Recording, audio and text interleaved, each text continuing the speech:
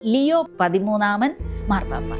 ഈ മാർപ്പാപ്പ പറയുന്നത് നമ്മുടെ രാജ്യത്തിലെ തിന്മകൾ ഒക്കെ, വീട്ടിലെ ശത്രുക്കൾ, നമുക്ക് പേഴ്സണലായിട്ടുള്ള ശത്രുക്കൾ, അങ്ങനെ ശത്രുക്കളെ ഒഴിവാക്കണമെങ്കിൽ ഏറ്റവും ശക്തമായ ആയുധം ജപമാല. ഓക്കെ, അപ്പോൾ ജപമാല കാണുമ്പോൾ മക്കളെ നിങ്ങൾ ഉമ്മ കൊടുക്കണം, ചേർത്ത് പിടിക്കണം. അതിലൊക്കെ നാണക്കേടുണ്ടോ? നിങ്ങൾക്ക് ബുദ്ധിമുട്ടുണ്ടോ? ബുദ്ധിമുട്ടൊന്നും വിചാരിക്കരുത്. കഴുത്തിലൊന്ന് തടകി നോക്കിയൊക്കെ ഉണ്ടോ ജപമാല? ഉണ്ടെങ്കിൽ മിടുക്കരാണ്. God bless you. ഇല്ലെങ്കിലും മക്കളെ നിങ്ങൾ അമ്മയോടോ അച്ഛനോടോ പറഞ്ഞ് എത്രയും വേഗം ഒരു ജപമാല വാങ്ങിച്ച് കഴുത്തിയിൽ അണിയണം. അത് അലങ്കാരമല്ല, സംരക്ഷണമാണ്. നമുക്ക് വേണ്ടേ ബോഡി ഗാർഡ്?